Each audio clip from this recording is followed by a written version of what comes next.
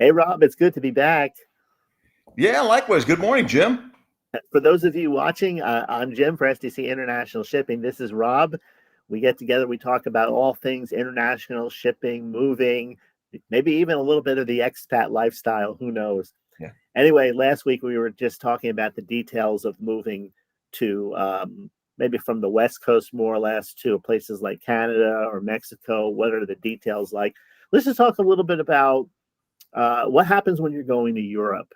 Let's say you're in a California or you're in a New York, or maybe you're even in a Chicago. What are the differences in the times? Explain a little bit about that. Right. So let's assume that we're talking about ocean for now. We can talk Okay. about also air, but if we're doing looking at ocean from Los Angeles, let's say to the UK or Western Europe or Northern Europe, we're looking at 6 to 12 weeks from the West Coast, typically. From the East Coast, I'm going to be thinking more like 4 to 10 weeks. Now, Okay. there's such a thing as groupage, where it's less than container load. We're going to fill a container with multiple clients' shipments, call that groupage, shared container. That's going to be a little bit more. Depending on either coast, we're going to probably quote that out between 12 and 16 weeks, 10 and 16 weeks, something like that. Yeah. Okay, that makes sense because you have to wait for everybody's stuff to get into that one groupage, that one Right. container. And maybe Chicago, something like Chicago is going to be sort of in the middle there, 5 to 11 weeks, something like that. Just kind of depends on a number of factors. And then, there also are some pickup locations, of course. People live everywhere. Yeah, They could Oklahoma City, Spokane, Washington, Nashville. And so sometimes there's another component there over the road because we've got to get it to a port. yeah. So if it's taking longer, let's say from California, let's say I'm going to, I don't know, somewhere in Europe. I'm leaving California and I'm thinking, well, if I lived in New York, I could get the whole shipment there faster. Why can't we just ship by truck everything from California to New York? Then they load it to the port there to save, time in this whole process. Would something like that work, or you don't recommend that?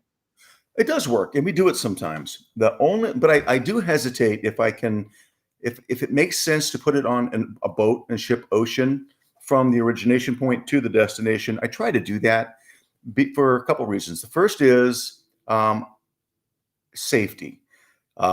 We use the best trucks, the best suspension, everything's proper and legitimate. However, it's still going long distance over the road, and there's Okay. vibrations and things like that. And then, in addition to that, the fewer times my clients' household goods are touched, I'm happier. There's an inverse relationship between how happy I am and the number of times the goods are touched. As good as we are still, it just adds a little bit, of touching. That makes sense because technically a truck is just another container, which means if you're going to have that extra move across the country, there is that two more times that things could go wrong between the onloading and the offloading, Right. and then another onloading and offloading before you get to the destination. That makes That's sense. that's right. And then now I'll get a little more complex. There are dry ports like Phoenix, Arizona, landlocked, but they do have dry port. So in some situations, I will pull a container to the client's home. Our team meets the container. Maybe we've worked the job a day or 2 days prior, packing, wrapping, protecting, all of that. We'll load that container, what we call a live load, put the seal on the container, take a picture of that. That then goes to a dry port, which is a rail port that will take it to the actual port of embarkation. So it could be Los Angeles, it could be Houston, whatever it is. And so that is an option as well in some cases. One of the things that I didn't really think of um, until meeting all of you at SDC International Shipping is I've taken road trips before and I've seen moving trucks. And the truck has that long bed on it, of course, with the doors in the back. But then I've actually seen containers, not realizing that that was a totally different thing that looked like the bed, but it was actually a container like that you would see lifted up with a crane and put onto a ship. I Right. didn't realize, I didn't differentiate between both because I never really thought about it. So Yeah. when you say bringing the container to someone's home, you're talking about the actual object connected to the truck The that shipping their household container, goods are going it into. is on the chassis of the truck. In a live load situation, the driver of that's called drayage, he's going to stay in the truck with the engine running the whole time. That's how that is. Now, sometimes we'll drop it off if it's a big job. Drop it off, come back the next day or the third day to pick it up and take it to the port. But yeah, so there are two different ways of speaking, and they get confused sometimes. You have a container and you have a trailer. Yeah. The pretty with the logo and the writing on the side, those are 53 feet long. Yeah. They're pretty. Those are trailers.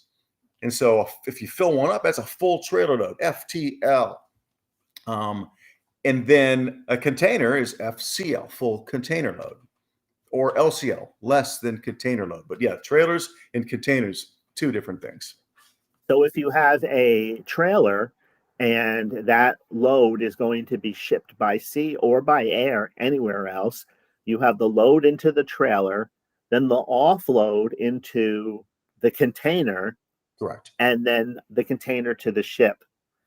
So Correct. the ultimate security is in the container, not the trailer, as opposed to when we're moving just within the United States. Let's say we put our stuff in a trailer, it's secured, we get to our destination, and then it's moved inside our new home.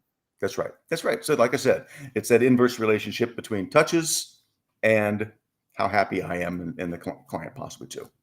Do you ever have to explain that to people like we just talked about? No, I typically don't. I'm here to provide a service and be a resource and do the right thing for my client. Yeah. So what I do and what everyone at SDC does is we know how to make this happen the best way. We take that into consideration, and the client, unless they ask, we're not going Yeah. to tell them every little detail because they don't need to know. They've got other things going on if they're relocating internationally. We just do it the right way. That's it. Yeah. Great. Great. All right, Rob, as always, we'll put your number there on the screen. Thanks for sharing this information. I'm sure it's going to be a great help for those who are watching who are getting ready to make an international move, whether it's to Canada or Mexico in our part of the world, or over to Europe or Asia, wherever they happen to go. Right. But if you like this video, please go ahead, share it with a friend. Share it on Facebook, Twitter, or Instagram, wherever you happen to be. And it helps us definitely reach more people looking to move internationally. Yeah. Hey, Rob, thanks again. I'll see you next week. Good to see you, Jim. We'll talk to you next week. All right. Bye now.